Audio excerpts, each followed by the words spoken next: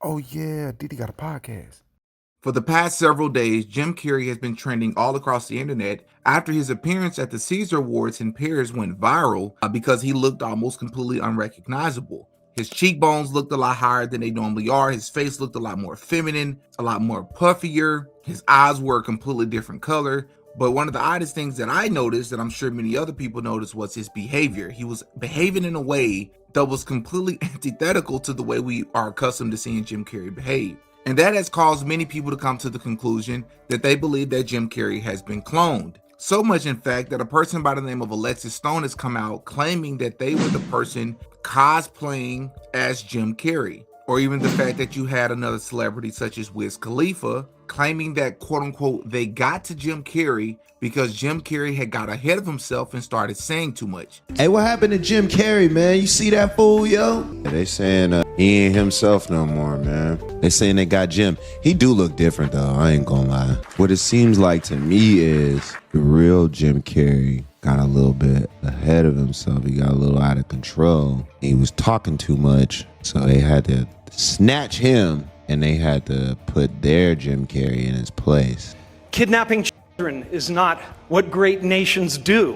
Is that a gang sign? Have you? Oh, like you don't know what it is. And I'm sick of it. I want everybody to be in on the joke, man. You know what I mean? For years now, talk show hosts, people on television, people in sitcoms have been hired by the government to throw you off the track, to distract you, to make you laugh and stuff like that, make you happy and docile so you don't know what's really going on. But in today's episode, I'm going to tell you why I don't believe that this is true. I do not believe that it's a clone. I do believe that it's Jim Carrey. I believe that something else is going on. And to dismiss the possibility that Jim Carrey would even engage in something that would result in people believing that he's been cloned, I think is extremely dismissive of Jim Carrey's life and his career, as Jim Carrey has been accused of many things throughout his career, including being extremely deranged. But not only that, there are several other things about Jim Carrey's career and life that I believe that you will be shocked to hear about. And I do believe that Jim Carrey is partially complicit, as I believe that Jim Carrey is no different from any other celebrity in Hollywood.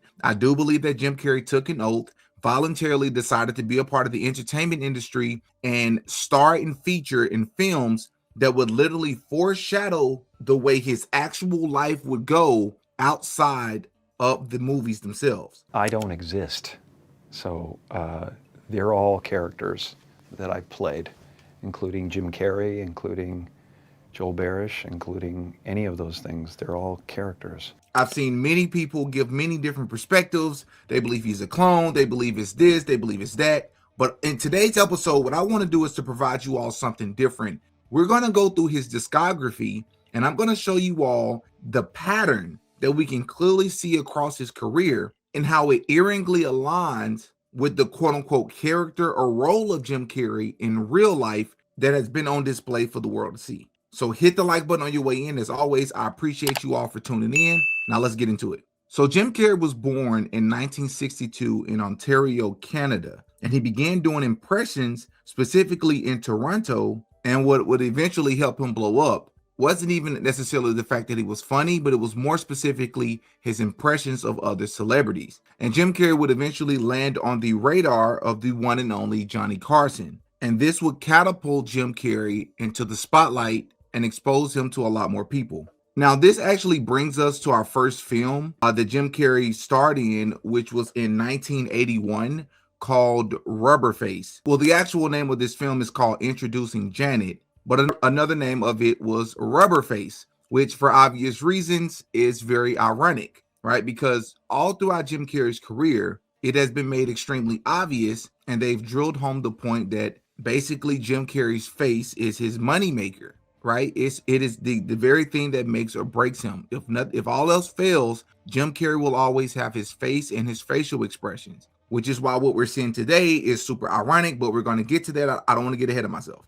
But something I thought was very interesting about this film cover here, outside of the name of it itself, Rubberface, is what it says there at the bottom. It says, "What a difference a face makes." This is the very first film Jim Carrey has ever starred in, and we're already seeing some foreshadowing. What a difference a face makes. So this was in 1981.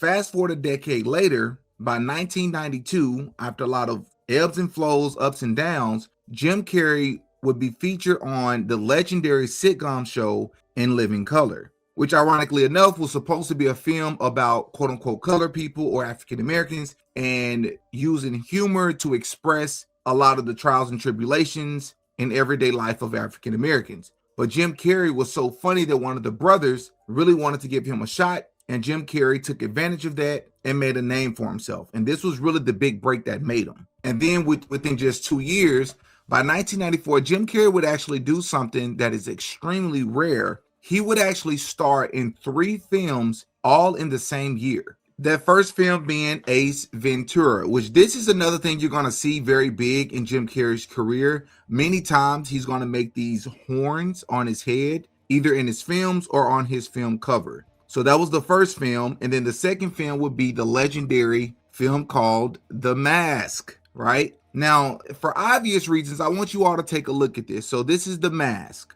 The first thing that's super obvious about this film is that Jim Carrey is just that. He's wearing a mask, but it's specifically a green mask. I want you to keep that in mind for later. So there's this idea here that, you know, Jim Carrey is pretending to be someone he's not, which means he's living a lie. But I want you to specifically pay attention to his hand here, right? Because everything is intentional. This is Hollywood we're talking about. You don't just have accidental movie poses and movie covers. Everything is intentional. Everything is to play on the psyche or to send a message. This is 100% the 666 sign that Jim Carrey is showing here. And here is a better view of it, right? That is not done on accident, right? So that was the second film. So we already see here one called Rubber Face, the second one called The Mask. So it's playing on this idea that Jim Carrey's identity or his face has some sort of significance. And what would be the third film? I don't know, maybe another legendary film called Dumb and Dumber, as we all remember Dumb and Dumber. Now, this one, some people are going to say is a stretch, but if you follow this channel enough, then you'll understand how Hollywood works. First of all, as you should be able to see here, what is Jim Carrey doing here with his co-host, a guy by the name of Jeff Daniels? He's pulling on his hair. Does that look familiar to anybody, right? So it's almost as if he's making the devil horns here. Now, what is Jeff Daniels doing to Jim Carrey? He's pulling on his ears. Look at the way in which he's pulling on his ears. That looks like it could be the 666 hand signs to me. Something else that's very interesting about this film, like I've said before, once a person has been selected to be a star in Hollywood, they've been selected for a reason. And you're going to see that, and they're going to stand out for multiple reasons. Jim Carrey was paid $7 million for this film. Would you like to know how much Jeff Daniels was paid? $50,000. That's right. Jeff Daniels was paid He was offered $50,000. They thought he would turn it down. He actually accepted it. And the rest is history. So then the very next year, he doesn't slow down. And in 1995, Jim Carrey will go on to star in another film called Batman Forever, where he is playing a character called the Riddler. Now, similar to The Mask, where you saw him wearing a green mask, you're going to see in this film, he is wearing a different type of mask. Once again, this is a different type of mask. It's not as large. It doesn't cover as much of his face. But by all means, this is 100% a mask. And it's green, just like The Mask was, the actual film, The Mask. But another interesting thing about his role here is that this character has question marks all over him, as if to say there's confusion about their identity, right? There's a whole lot of questions. There's a whole lot of uncertainty. And then in 1996, Jim Carrey would star in a film called The Cable Guy, which wasn't as successful as they anticipated for it to be. Nonetheless, the following year in 1997, Jim Carrey would still win an award for the best comedic performance in The Cable Guy. But it's his acceptance speech that drew the most attention, because when he walked on stage, he actually spontaneously decided to do something to another actress by the name of Alicia Silverstone that was completely unscripted. And you can see her facial expression after he did it that pretty much communicates that she was completely caught off guard and was uncomfortable. And this actually reminds me of something else that was very strange Jim Carrey was a part of. There was a time when he was 49 years old. He recorded a video to the actress Emma Stone when she was just 22 years old. This was a public video, and I want you to take a listen to what he said to her. And the purpose of this, or of showing this video, is to sort of drill home the point that Jim Carrey may be funny on camera to us, but behind the scenes, this guy was very strange and unusual and made a lot of people uncomfortable. And this is just two of the many examples. Emma, I just wanted to let you know that I think you're all the way beautiful. Not just pretty, but, smart and kind-hearted. And if I were a lot younger, I would marry you. And we would have chubby little freckle-faced kids. We'd laugh all day long, go camping and play Yahtzee and tell ghost stories by the fire. And the sex.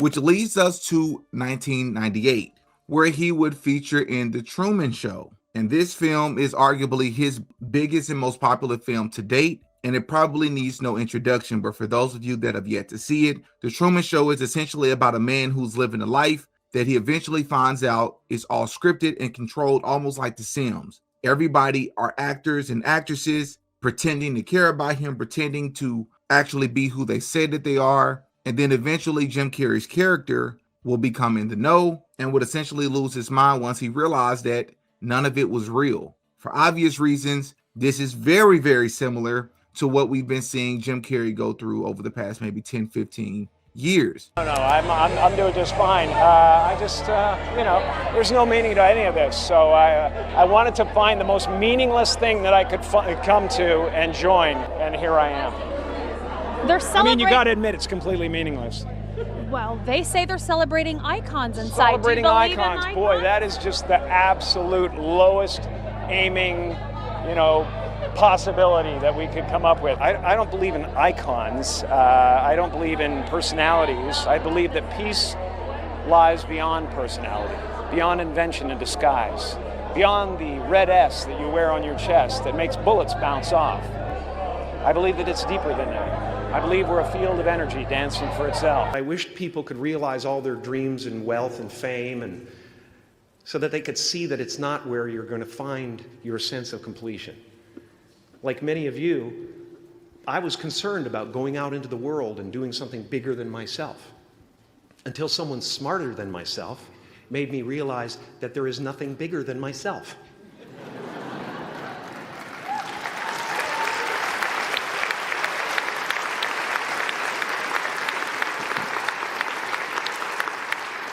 My soul is not contained within the limits of my body. My body is contained within the limitlessness of my soul. And that deserves its own video in itself. If you all would like to see a breakdown on The Truman Show or any of these other films, comment in the comment section and let me know if at least 250 of you will do that. Then I'll make it a priority for one of my next videos.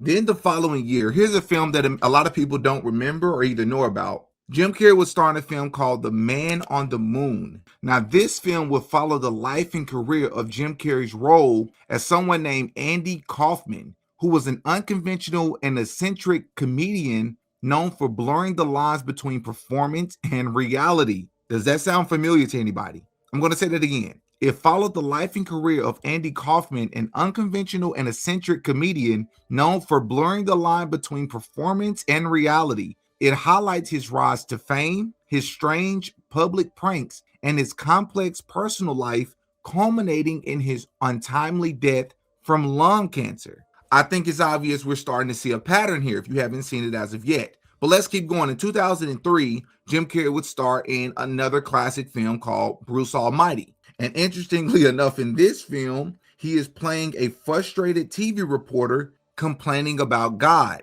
Now, as we all know, there are multiple clips all across the internet of Jim Carrey questioning certain religions, claiming to be a part of all religions, talking about the meaning of life. Where I hang out with Buddha and Krishna and, all those guys. Are you a Jesus. Buddhist? I'm a Buddhist, I'm a Muslim, I'm a Christian, I'm whatever you want me to be. It all comes down to the same thing. You're in a loving place or you're in an unloving place. If you're with me right now, we cannot be unhappy. Then in 2007, a lot of people actually forget about the movie The Number 23. And this is where Jim Carrey plays someone named Walter Sparrow, who became obsessed with a mysterious book that seemed to mirror his life and centers around the number 23. And the deeper he delved into this book, he began seeing the number everywhere and became convinced that it controlled fate, driving him towards paranoia and self-destruction. Again, this film in itself could have its own breakdown in its completely separate video.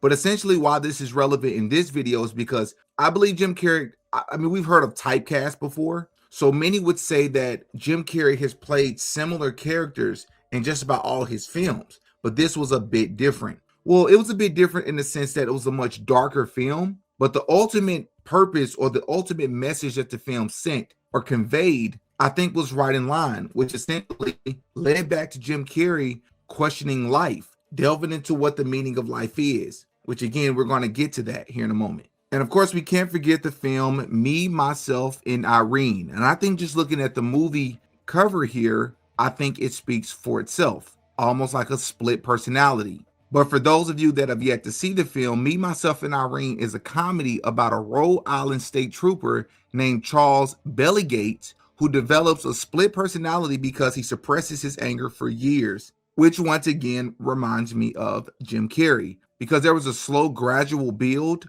that we saw from Jim Carrey in interviews, award speeches, etc., that we're going to cover here in just a moment, where it almost seemed as if he was suppressing something, but he was slowly opening up and realizing more and more the older that he became. Which leads me to my next film, right, that came out the same year that Me, Myself, and Irene debuted, which is, of course, The Grinch, which is yet another role that Jim Carrey played a green villain or a green bad guy, right? He did it in The Mask and he did it as the Riddler in the Batman film. What is it with Jim Carrey and these green roles? Which leads me to my next point. What do I believe is going on with Jim Carrey? Now, I will admit that when I first saw Jim Carrey at the award show, I was entertaining the possibility that maybe this is a clone. Maybe this is someone pretending to be him. I don't doubt that Hollywood has been doing this. I do believe that the president has a stunt double. So, of course, if they have the technology to do this or they have the accessories to pull this off, if you will,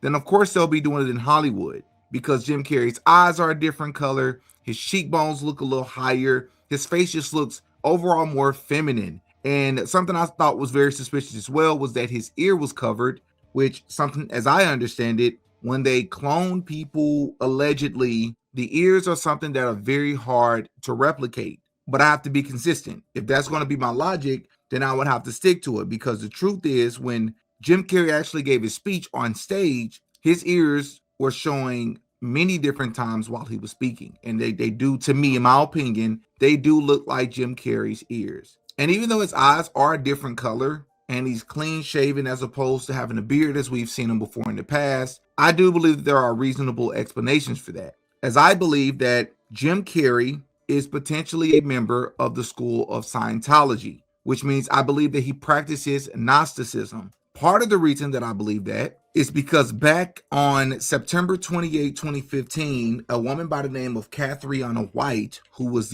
at the time, the on and off girlfriend of Jim Carrey, despite her being married to a completely different man during the latter part of her relationship with Jim Carrey, she was actually found deceased in her home after ingesting a mixture of prescription medications, including Ambien and Percocet. And the reason why this is important is because later that following year in 2016, Cathriona's husband and her mother would actually file a wrongful death lawsuit against Jim Carrey. And they accused him of, one, illegally obtaining prescription drugs under a false name and then supplying the pills that were used in the overdose. But they also claimed that Jim Carrey actually had surveillance cameras at the house that Cathriona was staying. And even after it was apparent that there was no movement coming to or from the house in over 24 hours, Jim Carrey refused to call the police. They also accused Jim Carrey of emotional abuse and spreading STDs to Cathriona without her knowledge. Now, Jim Carrey did deny these allegations, and he called the lawsuit an attempt to exploit him for money.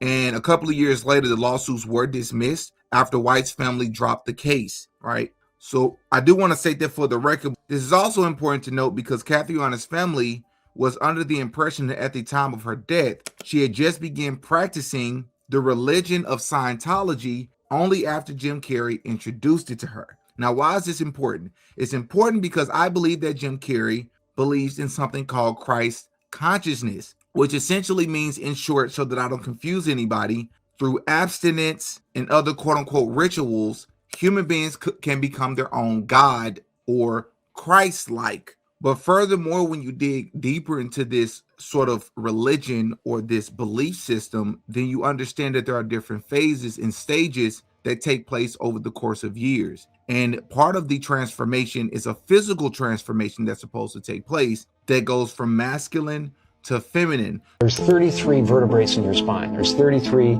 years in the life of Jesus Christ. Substance that comes from your medulla, which looks like the Ark of the Covenant, has angel's wings around it, the whole thing. Trip down your spine to your sacrum, which is Christ coming down into human form. Yeah. And if you don't squander that essence, that sexual essence, it ascends again and goes back up to heaven, which is your thing. It's also the story of Santa Claus. Why he comes down the chimney is because this juice or this substance actually passes what's called the claustrum, which is where they got Santa Claus. So it goes down the chimney and back up the chimney. Colossians 1:27, there's a sacred fluid that is produced in your cerebrum, in the pia mater portion, the holy portion of the brain, right? At the claustrum, otherwise known as the holy claustrum or Santa Claus. And it goes down into the midbrain. It hits the pineal gland and the pituitary gland. It gets differentiated there. The pineal sends an electric portion of that fluid down the pingala. It goes down to the sacrum here in the spine. Let's not use the word chakras. Let's not disturb the Christians, shall we? That oil, otherwise known as Christos, travels down the tree of life, which is the pneumogastric nervous system. And then above that ganglion, there's the solar plexus. That's called Bethlehem. Corresponds with Virgo in the zodiac. Bethlehem means the house of bread because there is a seed born there, which is the bread of life. Jesus said, I am the bread of life. Not talking about a historical person, it's talking about this inner science. If you raise that oil and return it back to God by giving 10% of it back, because if you squander that oil in riotous living like overeating and drinking and lots of stuff, you ruin it, you spoil it. It never goes up. When the oil reaches there, that is when you get Christed. That's the crucifixion. And what happens is that oil vibrates 1,000 times more than when it was down here. And guess what? It reactivates all the dormant brain cells in your brain. So I believe that would explain Jim Carrey's feminine traits and his odd behavior, because Jim Carrey has reached that stage in his quote unquote transformation where he feels, in his opinion, that he is more Christ-like than ever before. Something else that's also important to note about Jim Carrey is I believe that this could also potentially be a humiliation ritual. And the reason why I entertain that possibility as well is because Jim Carrey almost reminds me of Kanye West. Kanye West has said a plethora of different things over the years. People have said he's not really exposing anything. He's mocking us. People have said the same thing about Jim Carrey. But I have to give credit where it's due. I do believe that Kanye West has went off script a couple of times. We found out that my trainer was a MK Ultra Canadian intelligence. He worked in the defense research and development in the Canadian military, essentially working on psyops Who's in this the guy? Canadian military. This is Harley Pasternak. Yeah, what I'm saying is, look, they tried to medicate me. I was exhausted. They wrongly diagnosed me. I do believe that about Jim Carrey as well. Now, do I believe they went all the way off script? No, because they wouldn't be allowed in Hollywood, because they wouldn't still be a part of the entertainment industry. So instead of quote unquote taking somebody out and unaliving them, I think the powers that be, whoever their handlers are, know that they are much more useful alive and controlled with the huge influence and followings that they have. So if you take a Kanye West and you dope him up on drugs, then he gets to meet with this weird, mysterious rabbi, and he's apologizing to him on camera in a way in which that's extremely unrecognizable. Same thing with Jim Carrey. Jim Carrey's behaving differently. It's the same Jim Carrey, but maybe he's had some Botox, maybe some other plastic surgery to sort of match where he feels that he is in his spiritual transformation. So now he is similar to Kanye. He's still the same person with all the influence, except on the inside, he's a different person. All right. So those are some of my thoughts about Jim Carrey and my explanation as to what I believe could be going on. I know a lot of you all believe that he's cloned. I don't believe that. I went back and forth, and after I just started going through his career, it was pretty obvious to me what they were doing here. And something tells me this won't be the last that we'll hear from Jim Carrey as it pertains to something controversial. Drop in the comment section, though, and give me your thoughts. Let me know what you think. I'm Demetrius. I go by Diddy. I'll catch you all in the next one. Peace.